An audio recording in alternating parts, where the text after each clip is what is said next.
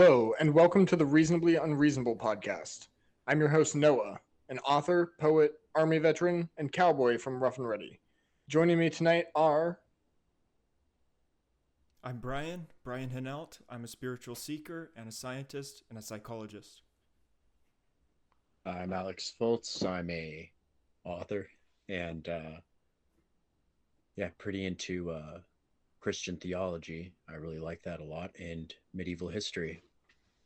I'm also a finance bro. Perfect. Tonight we're going to have some fun with some theology, I think. Tonight I'm going to start us off with a paper that I came across recently by an author with a most interesting name. I think it might be a pen name. So I'll just get right into this.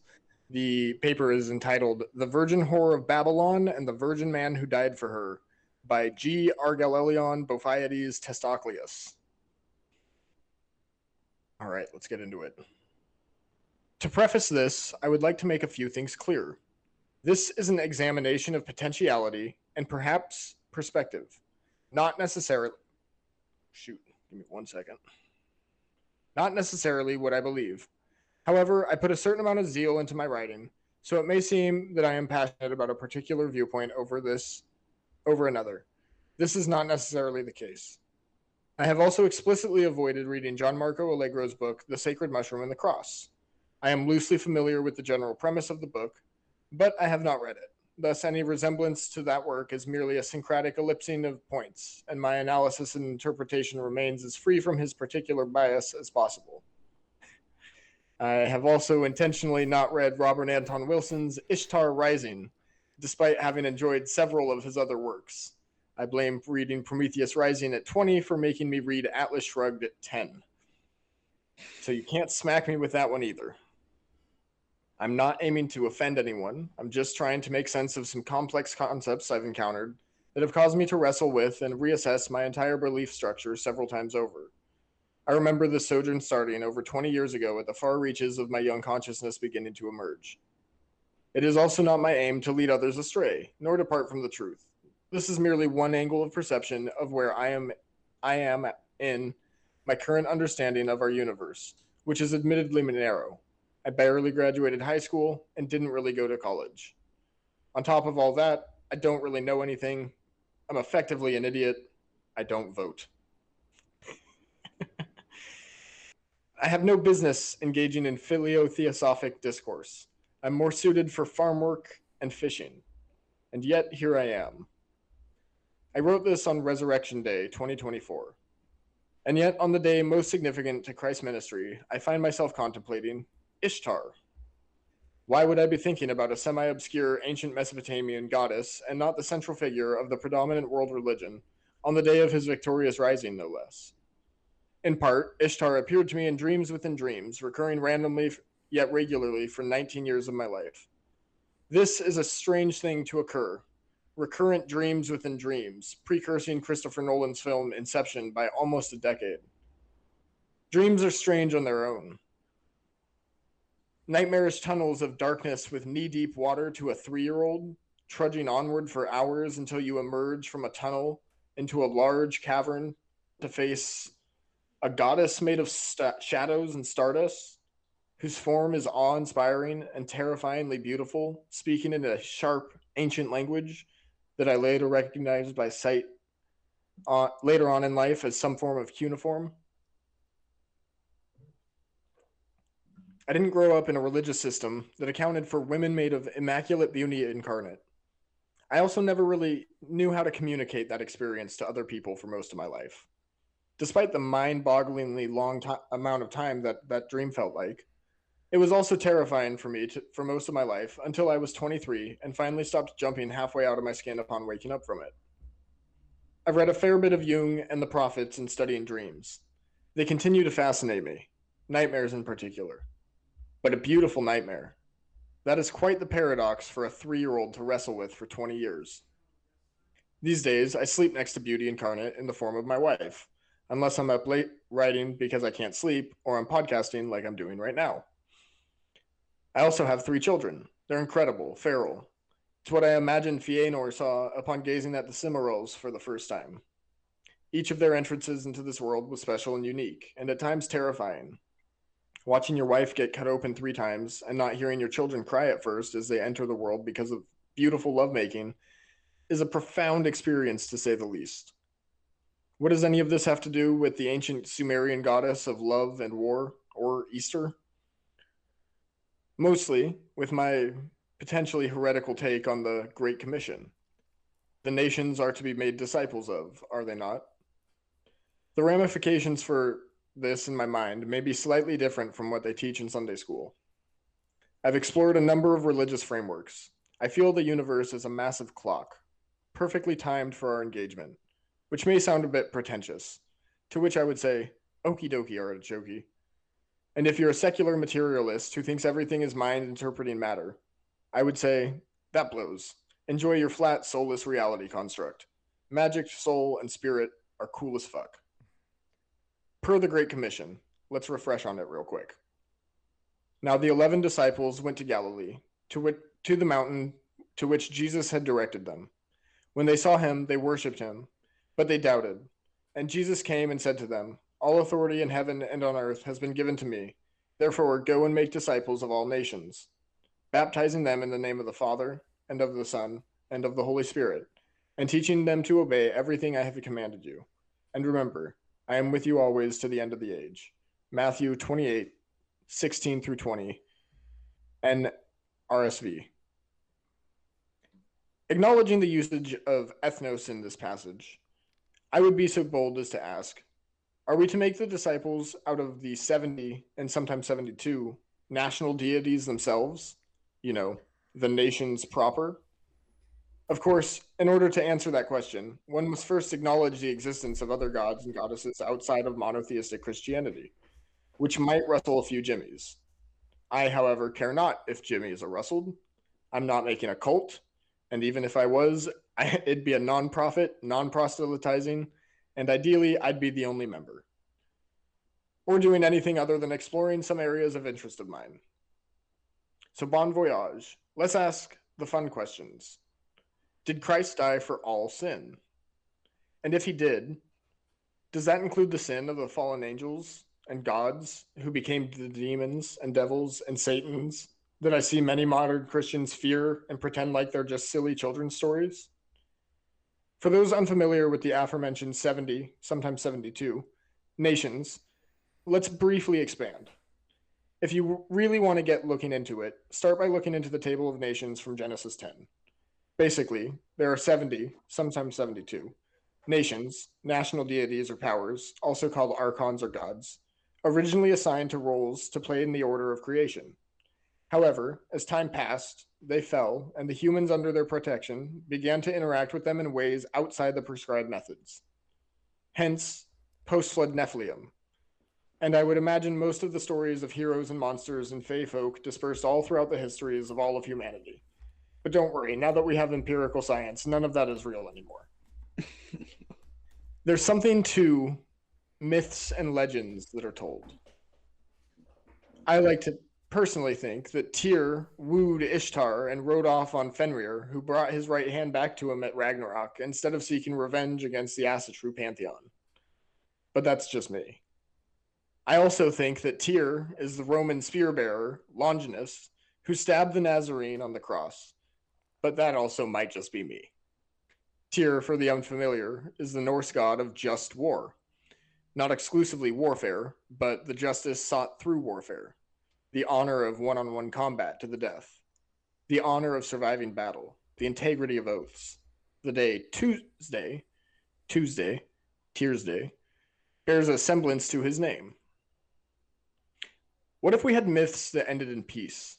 They always seem to churn up further war until the end of days. But what if humanity itself decided to lay down our arms against each other, to seek a better path? It starts with an idea, a meme, if you will, an acorn, a sequoia seed. It will need to be nurtured and grown. But I stand firm on the hill that world peace is achievable within my lifetime and is something that could be sustained. We just have to do it. Imagine if the US started using its defense spending budget and tax dollars on, I don't know, funding innovative research, investing in the upcoming generations, and providing the best education on the planet, not just for its citizens, but to lead the way for a better future for everybody on the planet. What if we became the shining beacon of the West that so many delusionally think that we are? If the nations can be brought to the council of heaven and peace can be negotiated above and below, if it can happen within me, why can't it happen within the rest of the world? The best use of a sword is to turn it into a plow and plant food with it. He shall judge between the nations and shall arbitrate for many peoples. They shall beat their swords into plowshares and their spears into pruning hooks. Nation shall not lift up sword against nation, neither shall they learn more anymore. Isaiah 2:4. The best remedy to the atrocities of the past is to laugh about the horror and then, stop committing atrocities. These days, it's dangerous to laugh about the wrong things. Ecclesiastes 3:4 much? Say the wrong thing and it could cost you your career.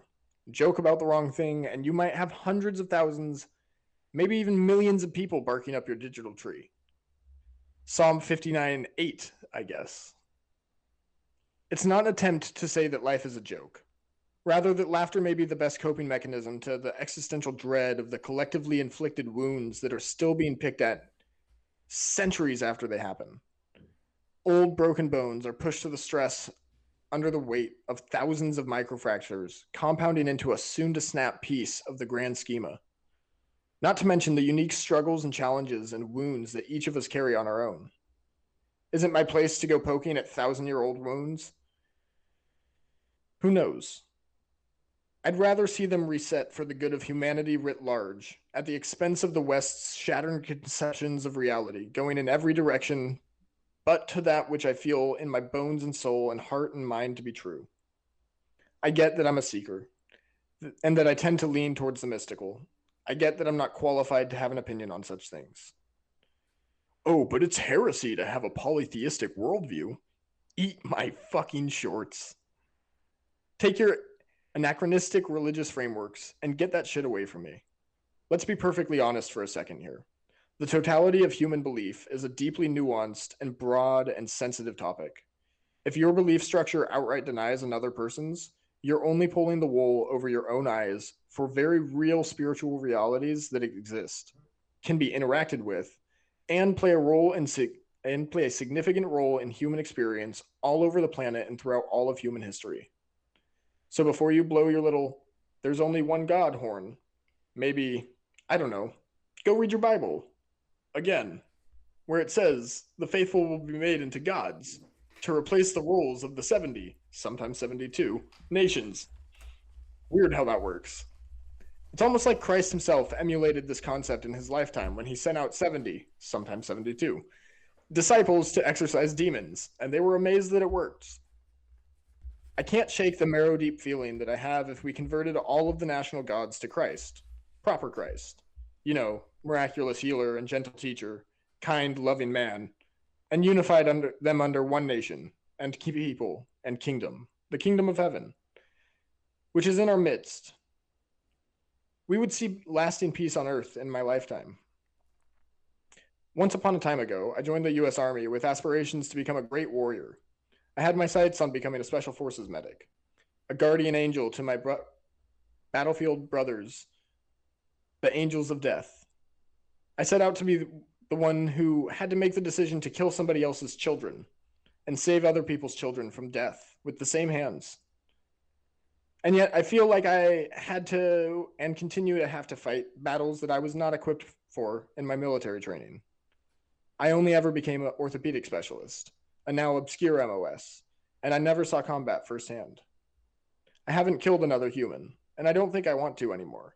It's a lot harder to justify after having my own children. It would be a lot harder for me to lead men into war now, knowing that I would be leading some of them to their deaths. I'd rather transmute pain into health and sorrow into laughter. How do you take down war? How do you fight such a beast? Much like Sauron's Ring of Power, it cannot be defeated by conventional weapons and tactics. I'm hesitant to make sacrifices, not because of the sacrifice part. Hell, that's the easy part. I'd shoulder Atlas's boulder and push Sisyphus's stone simultaneously if needed. I'm just wanting to make sure that I'm serving the proper king, because there are a lot of imposters out there, potentially even me. But I would slaughter and sacrifice war itself if I could, and offer it to heaven if I ever had the chance. And my king would find that aroma pleasing. Because in my humble opinion, even the ancients deserve a shot offered by Christ, because they're unworthy of it. And then again, aren't we all? Adonai have mercy on us all. Amen. That was quite an exploration, Noah, and that was wide-ranging and yet so holistic and so able to cover a large swath of territory that I really appreciate every sentence that you read. Oh, thank you. Yeah. And there's a lot of disagreement about spiritual matters, and that's the nature of sectarianism, especially in and amongst Protestants. We tend to disagree and divide ourselves. But I'm glad that what you just read was in many parts controversial, because we're dying of our sectarianism. It's time for us to revisit the spiritual realm with a sense of fearlessness. And that's what you did. So well done. Okay, so I'm not going to call you a heretic. I would have been burned at the stake for some of those statements for various times throughout our history. I would just say that, I think that the devil's real, and I think that the devil knows scripture better than anyone.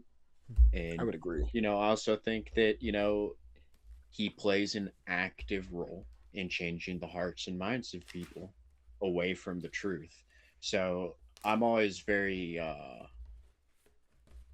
very hesitant. I always try to I don't know. It's every time I start studying about something other than Christianity, I get nightmares and shit. So I apologize. Stuff My internet happens. just cut out. Oh. Yeah, you get nightmares. But, does anybody understand that? I do, because is that just me? No, okay, the devil is real, and you get nightmares when you study other things. Both of those are important things to say, but they can also be assaulted, just as what Noah said was assaulted. For instance, the Hebrew word for Satan was sometimes ha-satan, and it meant enemy. Yeah, and it meant enemy. Well, even Satan, I mean, even just linguistically, the word Satan, it's not a name, it's a title. It means adversary. But a Satan is something that comes against you spiritually. Yes. At least in my opinion. I don't necessarily know if there is a particular. Now we ought to. Satan. When I'm talking about the devil, I'm talking about the one who, if you look at a picture of the Ark of the Covenant, the devil's there. The devil was one of the cherubim. He was one of the throne. God sat on him. Yeah. There are two angels. They arc their wings and they create the throne for God. No. And the devil was one of those guys. That's who I'm talking about. I think the Jews have sort of a different understanding of Satan. To them, it's more of like an angel that comes down and kind of tempts you to do the wrong thing, and you're supposed to do the right thing, sort of a thing. Yeah. Right. Honestly, I could be wrong. Studying the devil's kind of a tricky thing to do. I'll read sometime on my Antichrist papers, but it's difficult to narrow down like who the actual devil is. Seems like it's probably I'm pretty Belial. convinced I've met him. I've definitely interacted with at least some like heavy hitter spiritual entities Yeah. on the dark side. I had a nightmare a few years ago, and I confided in my bishop what that was, like that nightmare, and he just stone white and was like, "That wasn't a dream. That was the devil." I was like, "Fuck." Yeah. I've had some I thought that might be the case. I've had some interesting experiences with spiritual entities on all over the map, all over the spectrum. Um, and I do think it's more of a spectrum. I think some of them are much more like Belial's probably more out to get you than some like river spirit that you talk to at the river or something. But Well, yeah, just for context on the devil. So in the Old Testament, the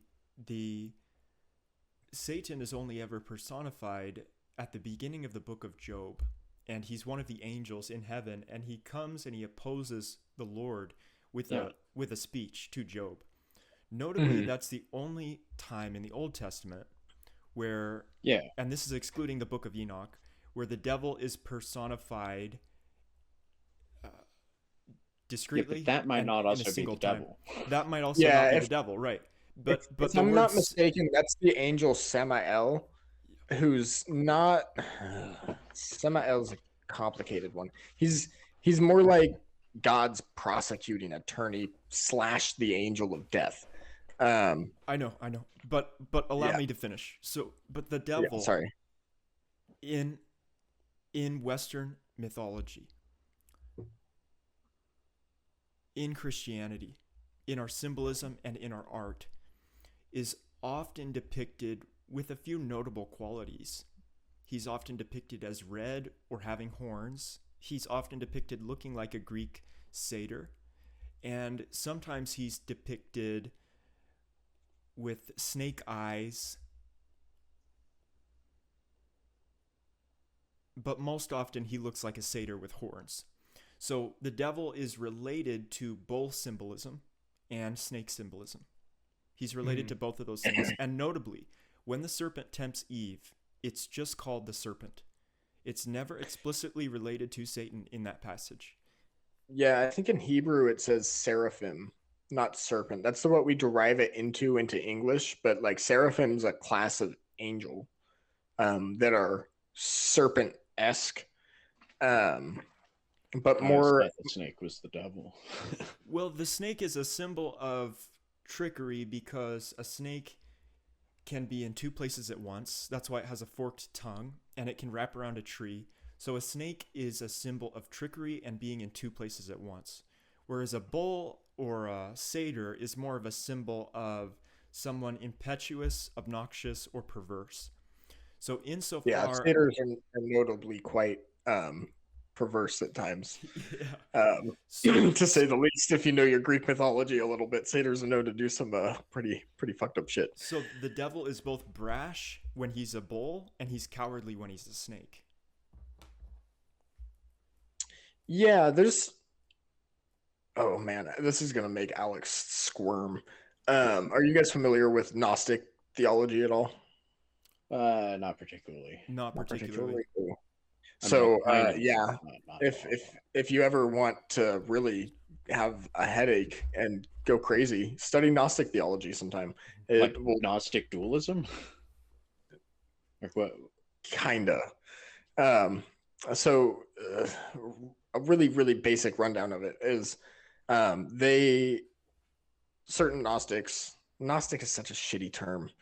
It's such a loose term, but certain Gnostics have this ideology that the snake is the illuminator to humanity and serves as kind of God's left hand, which is kind of not often talked about in the West very often, but is also kind of fulfilling their own role Isn't that just within LaVeyan the Glenn. Satanism?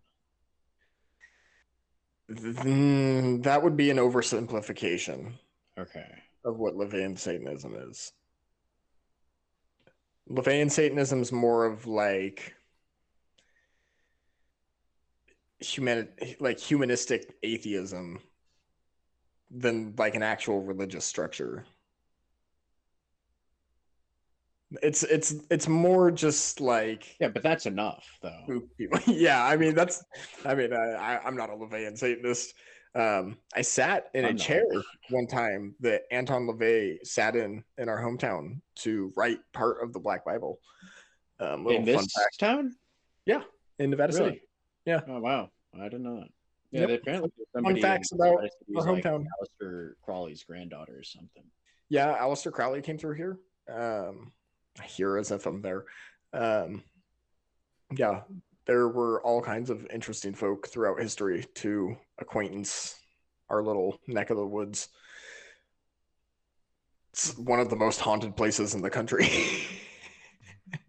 Well, Satan. Dude, I'm convinced I saw a skinwalker on Penn Valley Drive. I promise you, you have. Okay, It could have been me. No, this was just like maybe last year or 2 years ago. I stand by what I said. Oh, Okay, fuck. guys. Okay, guys, I'd like to introduce a proposition.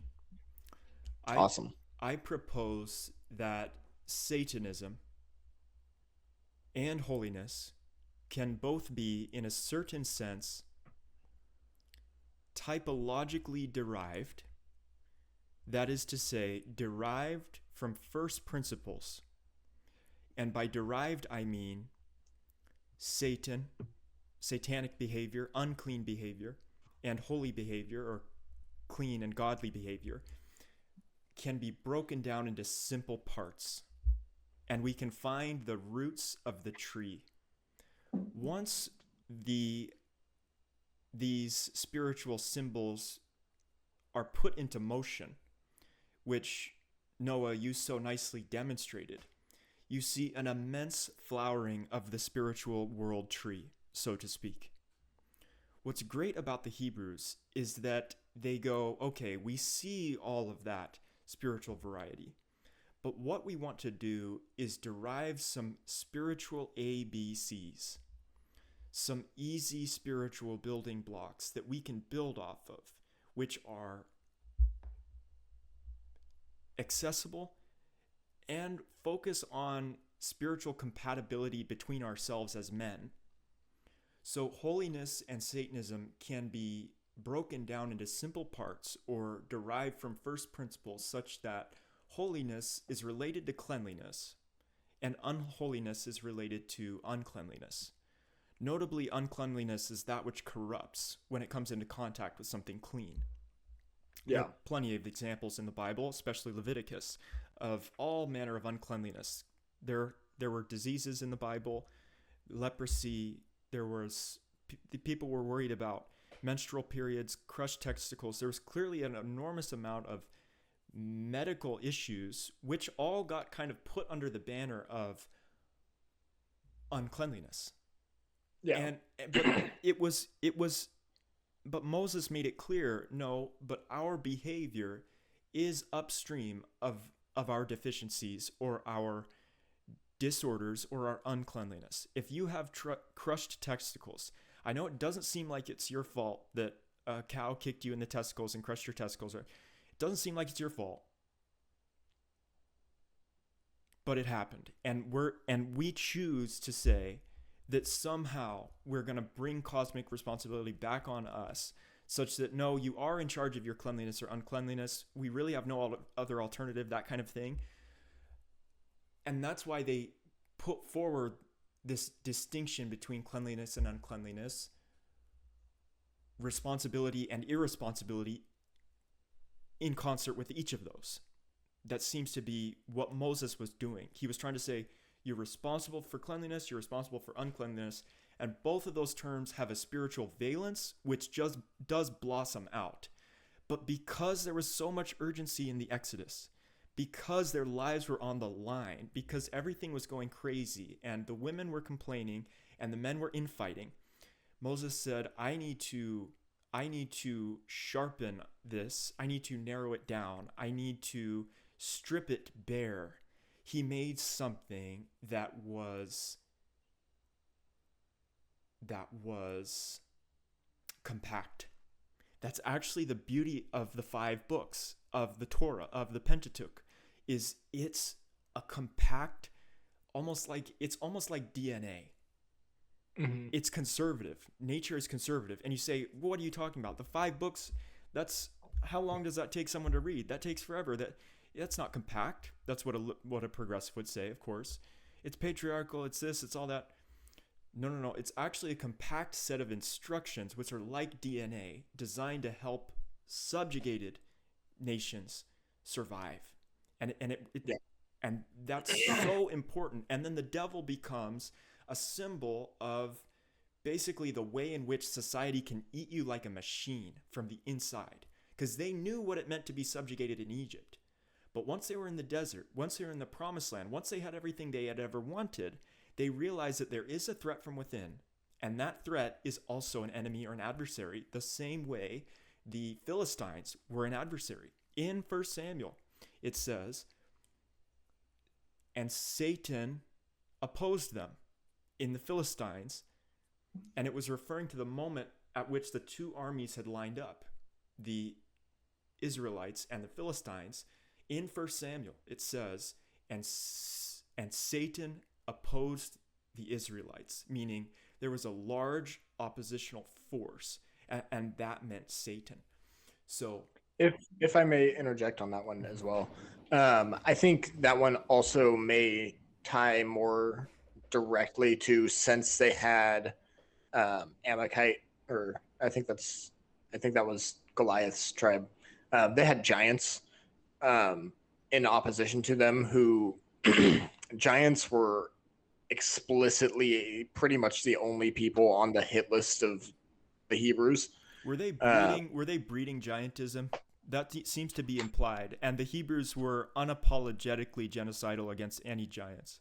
They were commanded to be explicitly gigantomactic. So gigantomasty is, well, entertaining giganticism is kind of a specific spiritual situation. There's But could they have been breeding giantism for the sake of a warlike competitive advantage, in which case that would be an abomination against God to literally impregnate women with giants so that you could make a giant army? Yeah, that's kind of the thought behind it. So Isn't that like what we're doing right now? How are we doing that? So We do that kinda. in secret underground bases underneath Beale. Like, what are you? Is this gonna What be are a you recurring talking joke? about? Beale Air Force Base is breeding Beale Air Nephilim Force underneath Base. it. Yeah, You yeah. got me. Actually, I was talking to a guy who was in an Air Force. He was a group captain or something in the Air Force, and I met him when I worked at Boss, and he thinks that's the case for sure. Not under Beale specifically, but he thinks we're breeding a Nephilim. The like, U.S. hybrid Army is breeding Nephilim soldiers. That Yeah. makes sense. Sorry, we Yeah. cut you off, Noah. You were talking about giantism, and then I interjected.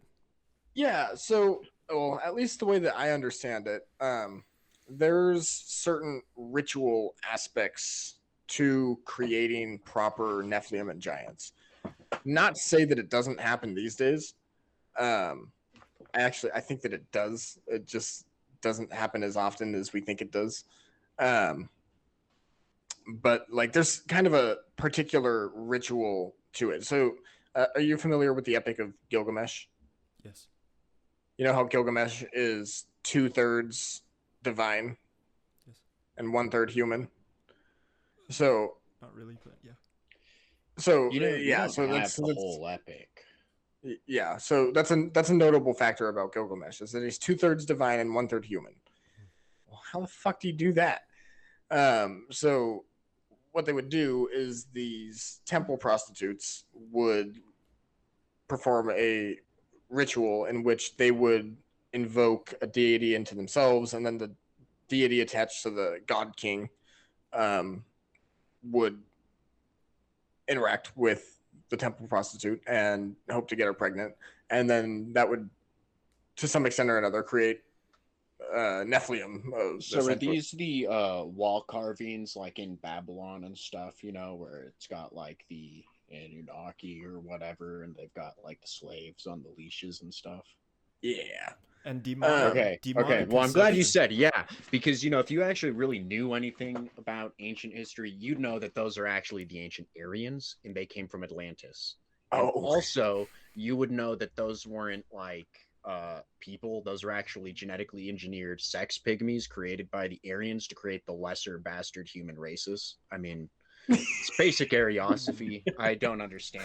Alex, you've been studying Ariosophy for like 2 weeks, and I think you're too far deep into that rabbit hole, bud. Yeah.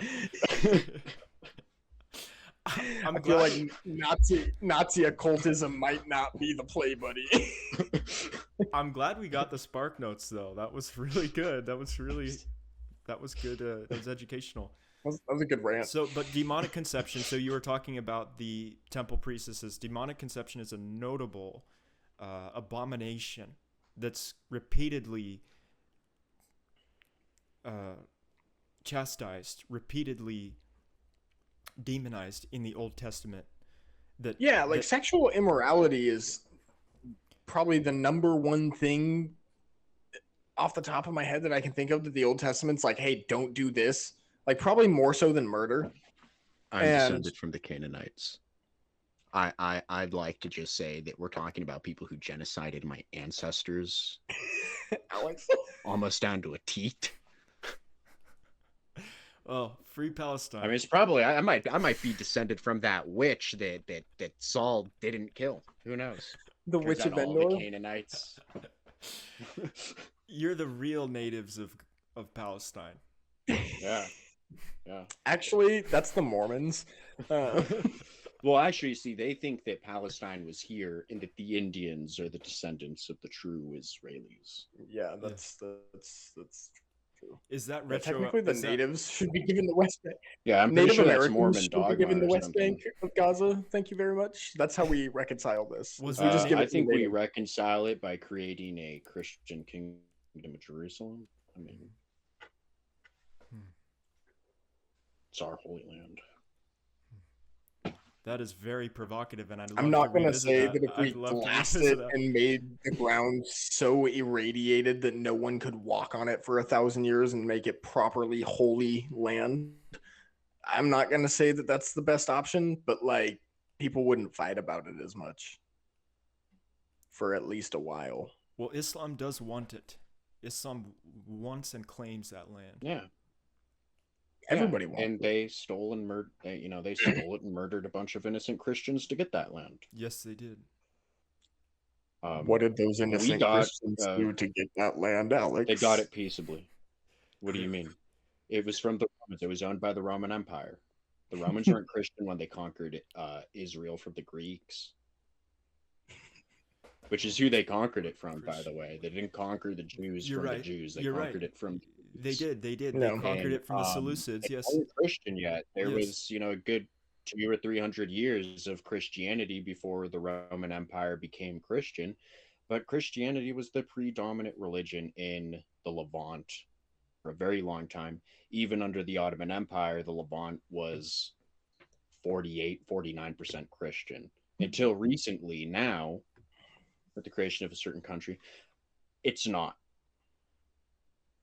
Yes. So that's all correct, and I think one meta narrative that we can derive from that, just so we can put that sort of to rest, is the idea that history is not exactly fair, and that land gets taken by the sword, and that collective masculinity, collective war of legions of men, is not fair. It's not fair, and so when something is taken, there's a certain manner in which it's like, there's a sense in which both sides are like, well, fair is fair. We want it. But that's central to spiritual warfare, is once you establish that warfare is, in a sense, a kind of rule-based game, a fair system. Once you establish that, then it becomes about spiritual warfare. Because if we beat you, it's because our gods are better than yours. So Yeah. Yeah, that's exactly. always the logic. You Is know. our gods beat yours, so we deserve this land. Well, see, the thing So our God is true. is their God's not God. Yes. Yeah, so that's And we that's shall where I have kind peace. of We shall have peace. When the Ottoman Turk is out of Constantinople and the Hagia Sophia is restored, we shall have peace. When the Dome of the Rock is torn down and a Christian cathedral is put back in its place where it was. There was a Christian cathedral there that was torn down and Dome of the Rock built there. Hagia Sophia was stolen and torn down, or not torn down, but refasciated to be a mosque. You know, we'll have peace, Should the but they American got to be. No, America Yeah. shouldn't be involved at all. Who should do This that? What country state? is not. What state should do it? Yeah. Maybe None. It should just be a grassroots. It should just be a grassroots movement. I don't think the United States should be involved in any way. I don't think. I think the United States isn't in a position economically where it can be funding other countries, and a that's not grassroots movement, a grassroots movement like the Crusades? Yeah. Why were the Crusades precipitated by the Catholics? Is that true? The Crusades were because they had the okay. power to. So the Crusades were initiated at the request by the Romans. The Romans had been facing a lot of Islamic invasion, and the Romans had asked the Western Church for assistance to help combat that, as well as the Muslims were raiding viciously all the pilgrims that were going to the Holy Land. They were imposing exorbitant taxes upon non-Muslims in the Holy Land, which at this point was majority Christian. And yeah, they just, I mean, probably started off for a good reason. Eventually it turned out, hey, you know, this is where the Silk Road meets Europe. Let's, you know, but it started off for a good reason. Well, this is an important point of debate because Noah's family friend was deployed. He's got a lot of military family that has gone to the Middle East. And I've always thought that if we could understand Islam a little better, that maybe we could encourage reform and that we could encourage peace and that we wouldn't have to mindlessly kill Why Muslims. should they stay Islamic? Don't you care for the salvation of their souls? Right? Like, why shouldn't they convert to being Christian? Why shouldn't they repent of their heretical views, their views that were created by a bandit, by the way? Muhammad was a bandit. He was a raider. He was a rapist. He was all of these things. And he got a lot of his theology from Arian heresies, from Gnostic heresies, and from a bunch of things. And a lot of what you read in the Quran is a half-baked compilation of all the stuff that he read. But we also have to be realistic, and I acknowledge that that's all facts. But a grassroots movement is hard to organize, especially when Islam is, in a sense, a grassroots movement, and it's a much younger religion. So it has an advantage that's taking over Europe as a result of it literally being younger and having the vitality of almost like a younger man. Yeah, it's almost as if we didn't fund radical Islamic terrorism, it wouldn't happen. Hey, man. Let's just be clear. We must. Does the United States not fund ISIS? I want to hear what Noah has to say here. What do you have? We must, for any reason we can find, create and fund a new terrorist cell to fight the last one that we created and funded. To fight the last one that we created and funded. Yeah, isn't that what we do? The last one that we created and funded. I like this idea. I think we're getting somewhere now. Did I hear regime change in Syria? Wow, that's a great. Okay, so I like how Noah's offering a realistic perspective that's sort of rooted in the ironies of modern, the exigencies of actual modern combat, which involve, okay, but who do we actually kill? Do we kill the children? Like, how do we go about what? It seems to be what we do a lot of. How do we go about crusading? How many more children have to die before the war machine is satisfied? Right. How do we go about the crusading process, and how do we make sure that we maintain our humanity, that we don't repeat the mistakes of the Crusades, for instance? I don't think the Crusades were a mistake at all. Okay, there was not a single mistake that ever happened in the Crusades. Do you think that's true of the war in Iraq? Well, I didn't say that. Do I you didn't think say that that's there true? wasn't a single mistake that happened during the Crusades. I just think the Crusades were a good thing. Okay. I don't think the war in Iraq was a good thing. Okay. And I that's would good agree. that we discern that. I don't think that the United States uses its resources and its military might to improve the lives of Christians anywhere. It's actually federal policy that Christians fleeing from war-torn countries are rejected entry into the United States. They're denied asylum. I think that's wrong. We'd rather bring in a bunch of Muslims who have a different culture, a different religion, and a different worldview than we in the West do. I think that's morally wrong. I wholeheartedly Um, agree. I think that the United States does a really good job at funding other countries. I mean, like we talk about a lot of mistakes that the country that we've had. I mean, we've allied in the past with people who have killed 30 million plus Christians. You know, I mean, it's Geopolitics not. is ugly in the modern We era. do. We're allied with people who would fund Azerbaijan in their genocide against Armenians. I mean, no, it's not. We're not doing good things here. It's almost, for me, it seems like we're doing the work of the devil. Sometimes I that mean, has to do because with the work of God is not to stipend the spread of the truth. It's not to hinder the spread of the truth. It's not to seek the maximum killing of Christians. More recently today, we fund nonstop the country of Ukraine, and Ukraine, yeah, they've got a right to be independent. Sure, they should be independent. They should fight for their independence. That being said, this war would have been over 2 years ago, 3, 4 years ago, if the United States didn't put any money in there, unless Christians would be getting killed, because virtually everybody on both sides is a Christian in that conflict. in the conflict between the Armenians and the Azerbaijanis. Or no, between No, that one's kind of between over. the Russians and the Ukrainians. Okay. Wow. Okay. I mean, Okay. that's two Christian sides. And you ascribe that wouldn't and happen. why do you ascribe that to the work of the devil? And what were you about to say? Sorry. Oh, I described that, if the United States didn't pay for that, nobody, like, there'd be a lot less Christians being killed there. I think, yeah, it's the work of the devil to fund the onslaught and murder of Christians. And I love that one of the first things on Donald Trump's itinerary, this raised my respect for him considerably, was I just want to stop that war just because so many people are dying and I'm an adult. Like, he stood up there and that's literally what he said. He's like, what the, like, and just the contrast between him and Joe Biden, like the balls to actually have your own moral agenda and to have your own voice. And it's clear that that's coming from President Trump. Well, whereas Biden, I wholeheartedly believe that Trump found God at a field in Pennsylvania. Like, okay. I think he had a real, come to Jesus moment in Butler, Pennsylvania.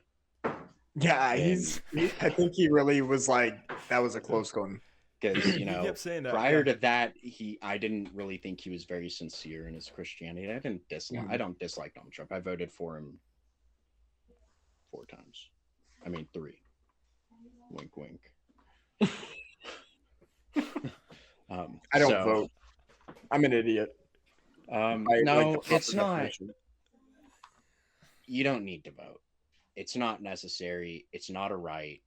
It's not even a good system of government to have. No. I can't wait until we have direct democracy where we vote on issues in real time from our phones like we should, because we have the technology to. I can't wait till Baron Trump rules as absolute monarch. Okay, Baron Trump, the Red Baron himself. So Baron Trump, absolute monarch, emperor of the United States, king of kings. But I want to get back to what you said about grassroots. So when we understand the Bible, we can actually understand the whole thing typologically, such that it's almost like spiritual math. That's one thing that really differentiates the Bible from other spiritual works and other stories or poems or epics, is that the Bible, it's actually attempting at describing something like spiritual math.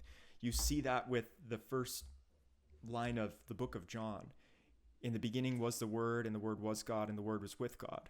There's an equivalency. That's Jesus. There's an equivalency, true. There's an equivalency in there. Word equals God. There's There's these equivalencies. And then the beginning of Genesis is similar. It's setting up these first principles.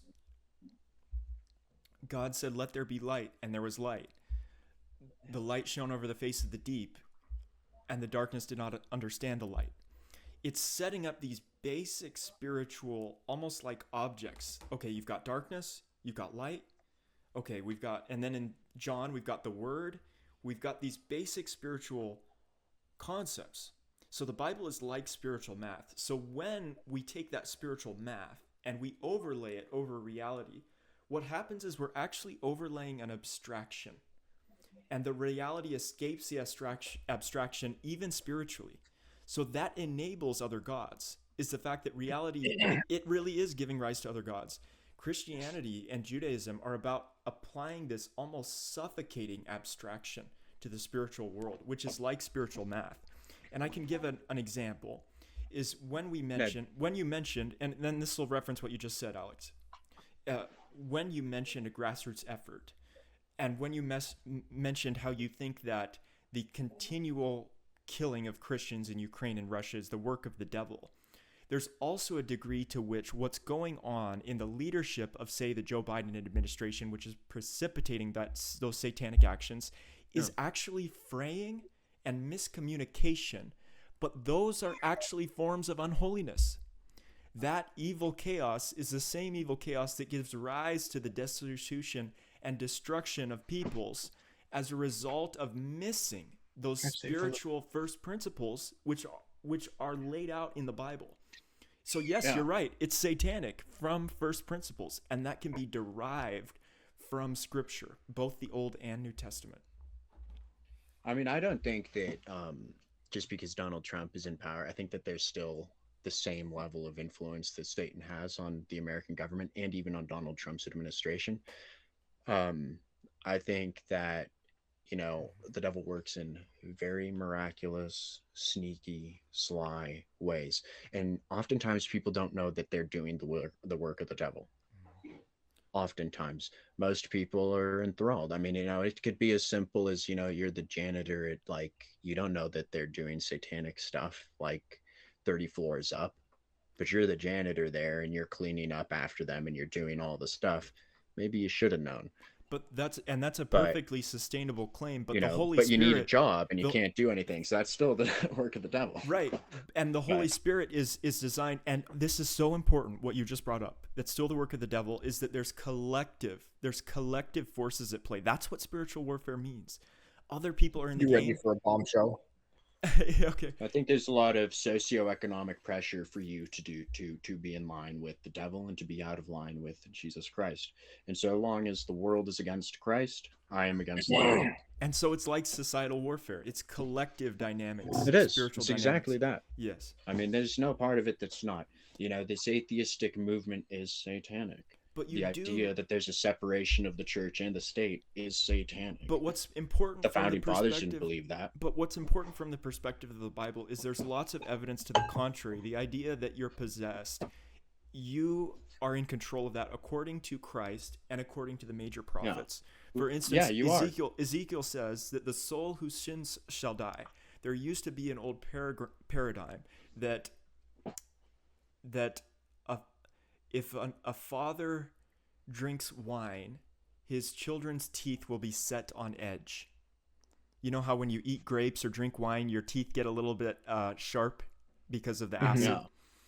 Set on edge was an aphorism, or it was something that it was a saying that people explained to describe, I don't know, something like unluckiness or uncertainty. And in Ezekiel in chapter 18 says, we shall no longer say the father who drinks wine, if a father drinks wine, his children's teeth will be set on edge. For I tell you that the soul who sins shall die. The one who sins shall die.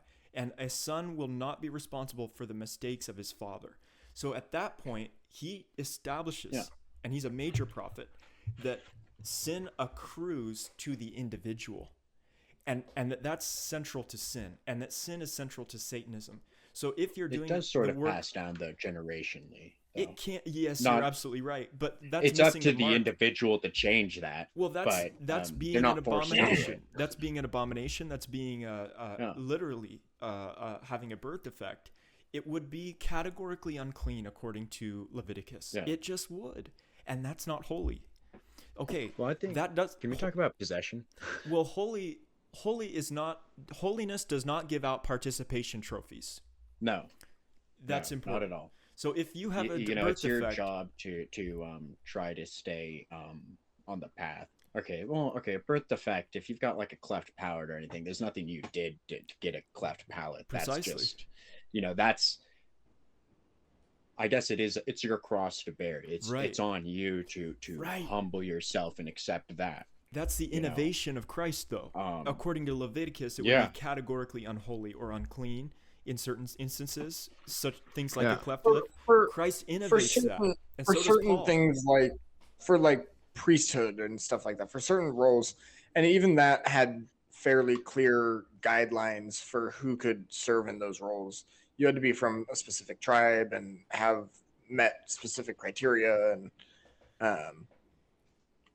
so yeah, I mean, priesthood Yeah. required a level of consecration above and beyond standard acceptable practices of holiness within Judeo society at the time. Very true. The Levites, they were, Yeah. and they were Yeah, held to because very high like standards. the yes. Torah, yeah, the Torah itself serves as a series of steps of how to bring oneself closer into holiness in a safe and effective manner. I don't think there's anything prescriptively, categorically saying that if you have some kind of abomination or birth defect, that prevents you from participation No. in holy ritual. It just precludes used you to. from participation in certain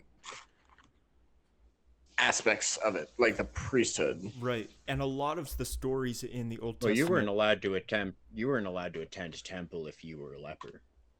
Like, you Yeah, weren't but allowed in there. That but was leprosy, not. That was not a place leprosy for you. makes you unclean. Yeah. So you have to meet cleanliness standards in order to participate in temple. So leprosy precludes you from that because you have a disease that makes you anymore, though. unclean. that Yeah, makes not you, anymore. That makes you unclean and contagious, and that's why uncleanliness is unholy Because, according to the my Bible, God because is the all-powerful God of the Bible. And Well, and there's also a difference between It corrupts. holiness, uncleanness, and sinfulness. Like there's Yes. even a distinction, like in the story of Jesus and the demoniac. He casts out unclean spirits, not necessarily evil spirits. And so yeah, like that's a pretty interesting distinction. Important distinction. Yeah, and then No. he casts them into an unclean animal, which A isn't bunch of 'em. necessarily an evil. Yeah, a bunch of them. But they're not necessarily, pigs aren't inherently evil. They're just unclean per the Torah. Okay, I'm glad you brought that up. Your mind thinks very fractally, and mine Yeah. seems to think sometimes a little bit too linear. No. But they both have their advantages. we can eat pigs now just fine. By the way, if that's a question, we are not beholden to any of the same dietary laws as the Jews because we have a different religion than them. I like True. to think that when Peter saw everything laid out, he just grabbed a guinea pig and just ate the whole thing. Yeah, I like to think he ate a double bacon cheeseburger, a rack of ribs, chilies, baby back ribs. Well, you say we have a different religion than them. Yeah, we do. That's a very interesting thing to say. But it's Look, it's true. an abstraction. It's an abstraction because the word I would make We religion. one worship the God caveat of to that. in Christianity. if We you- worship the God of Abraham, Isaac, and the apostles. We worship the God who Moses worshipped. We worship the God who created the heavens and the earths, and who so loved the world, who came down to it to save all of us unrighteous sinners, of whom I am the first. That's the God that we three worship. Jews don't worship that God I'll today. allow They it. used to, I'll but they allow it. don't. They I'll don't. allow it. They think that we are sinful and heretical for believing that. But we still and preserve so much. They don't. I would say Yeah, we're they the true inheritors of Israel. We are the Israelis today. When Christ died and rose from the dead, when he restored the third temple was him. He restored it, and he restored Israel is the people of the church. You know, yeah. and the I would people who followed the Pharisees rejected Christ. That's I a would major claim, and we have to take responsibility for that. And when I say responsibility, I simply mean to understand. And I can guess what Noah was about to interject. If people want to be Jews, that's fine. I've got no problem with that. Right. But that's the historical fact. Well, the Jews remain our allies politically. Do they? Okay, good question. And is religion? So Noah, what were you about to say about I mean, religion? Noah, what were you about to say about religion? What were you about to say yeah, about good, religion? that's a good save. Yeah. Yeah, so I would interject that the Jews do follow the same God. However, they do it rather I think improperly. they certainly think that. I think they certainly do think it that. improperly, as they always have. How like because I think it's Paul who says that like the Jews will have their day of reckoning and realize like they're there to be a thorn in the side of Christianity. Like that's kind of their purpose. And they play a really good part at it. You know, I mean, I'll make no comment on that one. Biblically, I think I'm Scripture just speaking stands religiously. I'm true. not talking about people racially. I don't, you Yeah. know, if people want to practice their own religion, that's fine. I don't. Well, In Christianity, we believe in free choice, and we believe Yeah. that people should come to the knowledge and truth of God through their own free will and accord, and not through the coercion of the state or anyone. That's an unchristian view. Well, Charlemagne was wrong. Charlemagne did a sinful thing when he did that. Well, it makes sense that we would see Jews as descendants of European Christians as, in a sense, those who did not innovate, and therefore European Jews as a kind of spiritual, as kind of like spiritual stowaways. Yeah. You know, a lot of people don't think those are genetically Jews, but they are. And that got exacerbated into seeing them as parasites as you fast forwarded further into the modern world. But that goes back to what it means that Christianity is derived from Judaism. Notably, and this gets back to your distinction that they're different religions, notably that Christianity evolves out of Judaism, and I dare use the word evolve. Blossoms, I think we're a continuation of it. It grows in time. I would agree with you if you know what the word evolved means. If you know what the word evolve really means, I that's think a we're very the heavy word. continuation of it. A continuation, and but that's important Of the one true faith. You know, I think that I think, you know, the idea of it being Christianity is relatively new. We follow the way that Christ showed us. Exactly. And that's God, you know. So, and you can also follow that way. and the if you Jews know how to followed read the way. Yeah, the Jews followed the way until Christ came. The Hebrews attempted to follow the way rather poorly. That's why Christ came. Yeah. If they had followed it successfully, we would have one Jubilee year in Well, record. I mean, they fell short don't. really quick. I mean, when Moses went up to the mountain and got the tablets, by the time they got back, they were worshiping golden calves. It took 40 days. It took 40 days, and they were back to it. Well, that's not indicative of their modern identity, because their identity is an object that's changing in time. People. They were different people at that time, and now we see them as almost like vestigial, and that means in biology, a vestigial structure is like your appendix. It's something that we no longer believe has a relevant, useful function, but the structure is still there as a vestigial structure. We can Are you saying that Jews are the appendix of humanity? These are dangerous waters that you're treading in, my friend. You wouldn't want I was to about insinuate. to say that the ancestral Jews can be understood as our spiritual forefathers or progenitors. Yeah. In the same way that our Celtic forefathers are our physical progenitors. Yeah. Yeah. Well, I mean, all the And that's apostles were fair. Jews. And so when we take Judaism, we have to take a double stance on it, which is to say, well, that's why Christ came, is because we want to be different from what was Judaic. We want to innovate. We want to move past it. And so the reason why Christ came is because we, and notably Paul the Apostle, want to declare all those old spiritual structures vestigial. But that's not the same as declaring the people themselves or the faith vestigial. It's saying that we choose to innovate, and yes, that implies that many of the old Judaic ways, or perhaps the entirety of Judaism is obsolete or antiquated. That's what we imply when Christ comes and says, Yeah. and makes his innovations, and Paul makes his innovations. We're tying up loose ends, but we're also I don't want to call them innovations. We're though. also just cutting off a lot of fat. You wouldn't want to call Christian I you don't wouldn't want want to to call call it them innovations revisions or innovations. because I think that implies the ability for the church to evolve or the church to change, when it is explicitly stated by Christ that the church is supposed to be ever the same as it was in the beginning, as is now. The church is supposed to be a representation of Christ's body, and Christ is unchanging, so the church is supposed to be unchanging. Well, when he I put don't think one that the foot church should in front of evolve. the other, when he put one foot in front of the other, he precipitated a change. Would you agree? Yeah, Christ came down and he changed the way, right? Yeah.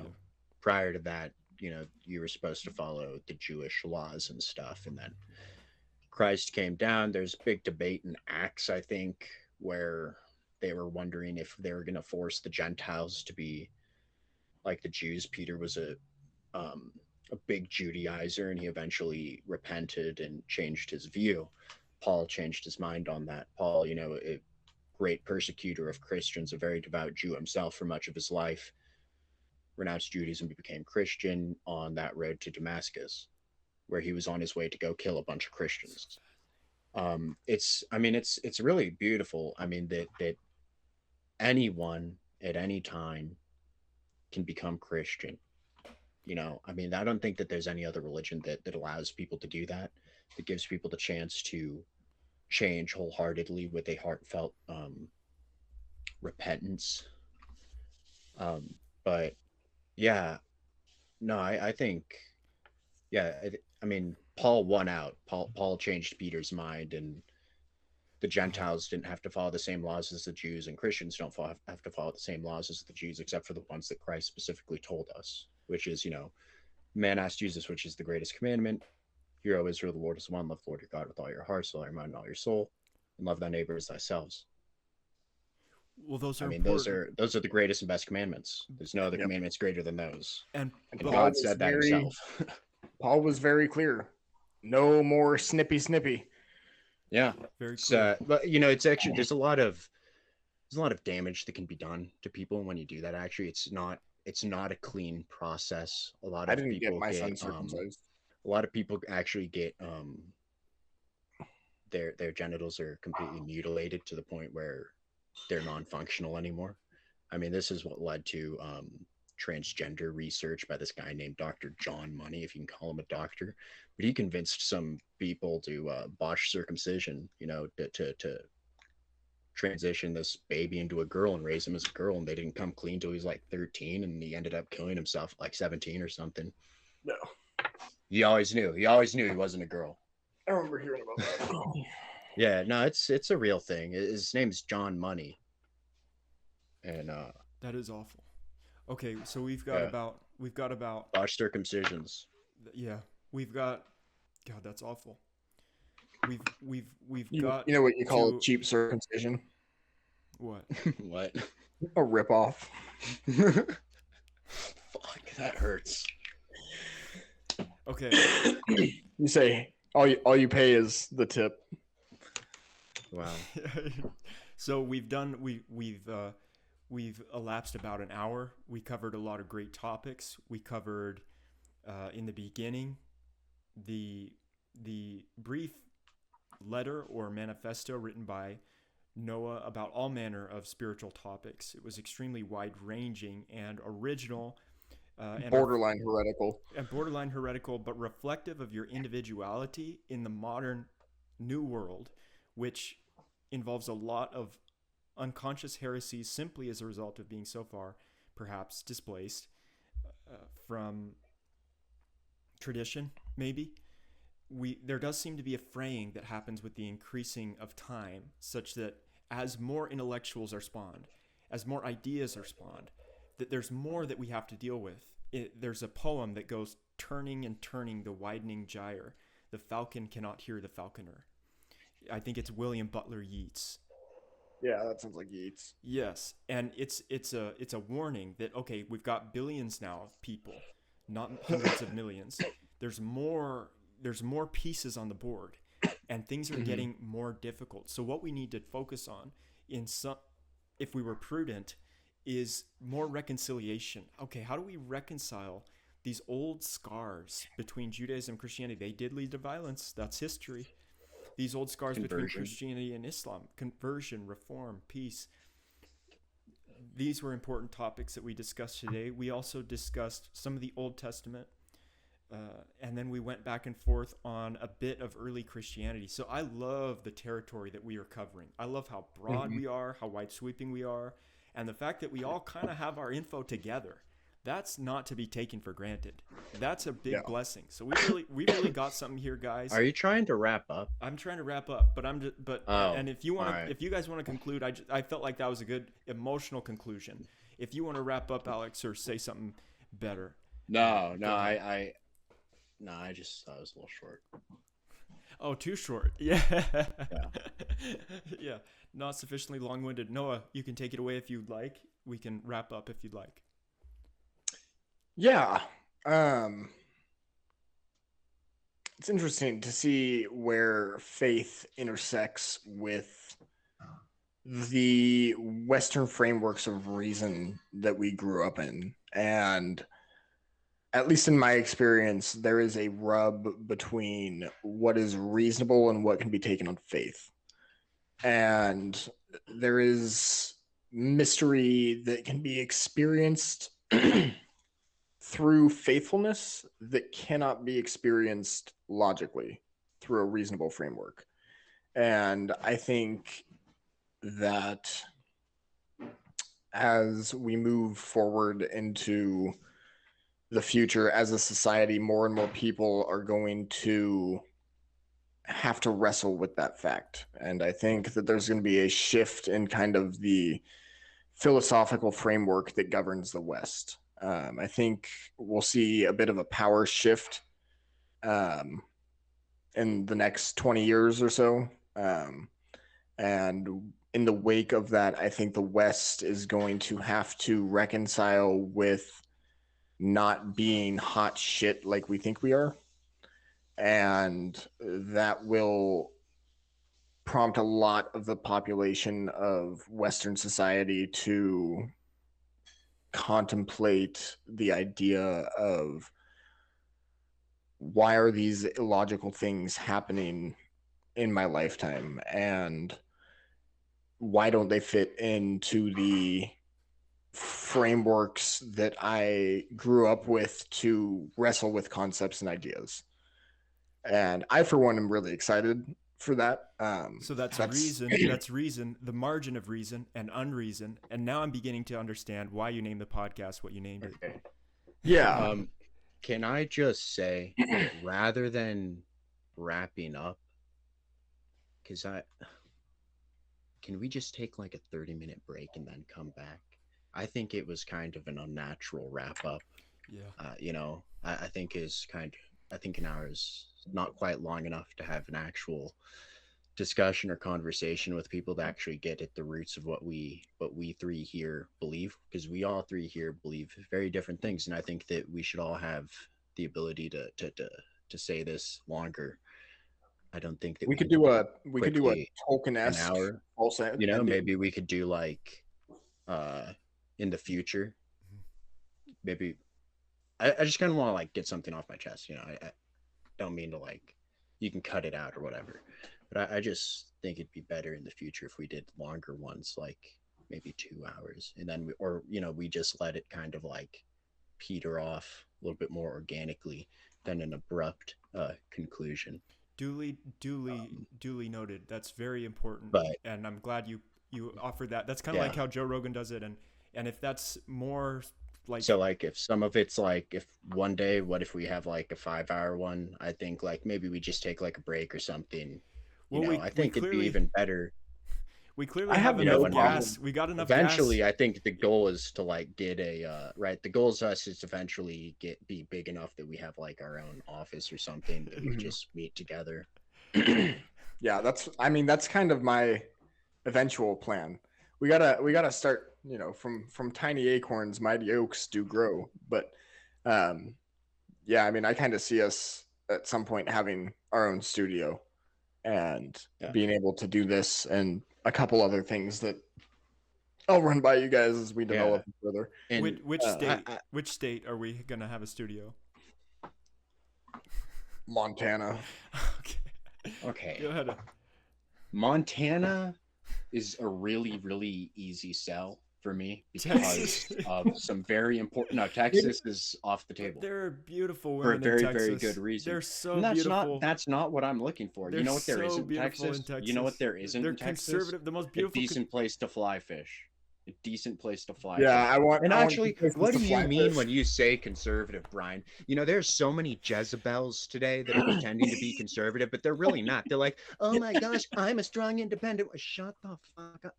You can be that, but no, I don't want you to work. Come on, computer. It's going to be very hard. No, I don't think you have the right to vote. I barely think I have the right to vote.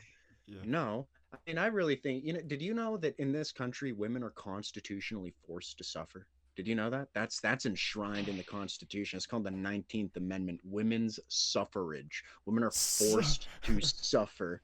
And I think that it should be Did appealed. Did you know that Nevada County lost the presidential election to the Democrats by like 1 vote, and I didn't vote? Oh, okay. First off, you can't trust that. That didn't get finished counting till like last month. I also didn't vote. They didn't Nevada finish County, counting Nevada means that County. I probably They- voted Democrat No, in I'm Nevada serious. County. California did not finish counting officially till the day of the certification. Yeah. Well, we can They talk didn't about have this later. all of them in. I need to eat, you guys. Alright, I need yeah. to eat, and I Oh, appreciate sorry. you guys. And That's why you wanted to leave. That is why I want to Ah. leave. I'm hungry. But You got yeah. to pregame. You got to eat before the show. I'm glad we got all this on the table. I'm glad we've got all these logistics planned out, and it's been great, you guys. It's such a pleasure to see you, and I appreciate all our lively discussion and many more to come. Yeah. All right. Yeah. What's up, Brian? Peace be with you guys. All right. Peace. Wait a minute. I'm just gonna Do end we the have recording. a time frame when the other? Oh, okay. I'll, Can we just